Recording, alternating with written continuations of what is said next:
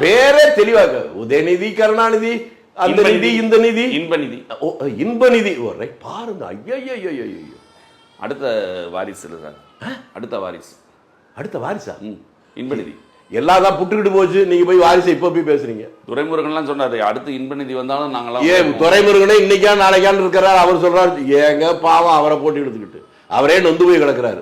ஏதோ செல்வின்னு செல்வானா இவ்வளவு நாள் வண்டி ஓட்டிட்டோம், இப்ப நமக்கு வயசாகி போச்சு, ஒருத்தனும் மதிக்க மாட்டான், முடியல அப்படின்னு அவர் வருத்தப்பட்டு இருக்கிறாரு.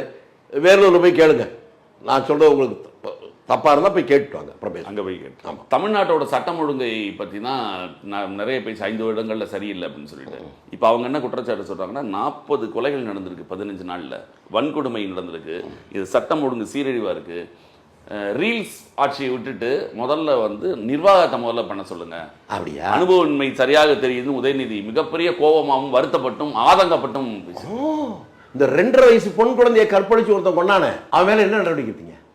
நான் அடுத்து கேட்கிறவங்கள, உங்க ஆட்சியில கூட இல்ல, இதை சொன்னாதான் உங்களுக்கு நல்லா புரியும். அதிமுக ஆட்சியில தூத்துக்குடியில ஒரு பெரிய துப்பாக்கி நடந்துச்சா?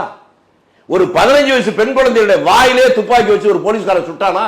அப்ப நீங்க எல்லாம் என்ன சொன்னீங்க? ஐயோ அக்கிரமம், அநியாயம், இப்படி உலகத்தில் நடந்துடா சொன்னீங்களா? உடனே அவங்க உண்மையின் கமிஷன் போட்டாங்களா? யாரு? அருணா ஜெகதீசன். இதெல்லாம் தெரியுது இல்ல? அந்த ஜெகதீசனுடைய ரிப்போர்ட் திமுக ஆட்சி வந்தோடனே வந்துச்சு. 4-5 பேர் குற்றவாளிகள் சொல்லுச்சு. அந்த 4-5 பேர் மேல நடவடிக்கை எடுத்திருந்தா நீங்க மனுஷனுக்கு பிறந்தவன். அந்த 4-5 பேருக்கு ப்ரமோஷன் கொடுத்துட்டு நீங்க எல்லாம் இதை பத்தி பேசலாமா? யாரை பத்தி யாருங்க பேசுறது? உங்க ஆட்சியில தூத்துக்குடியில் நடந்துச்சு, 15 வயசு பொண்ணை கற்பழிச்சான், துண்டு துண்டா வெட்டி போட்டான். போஸ்ட்மார்டம் ரிப்போர்ட்டுக்கு 1 வாரம் ஆகுது.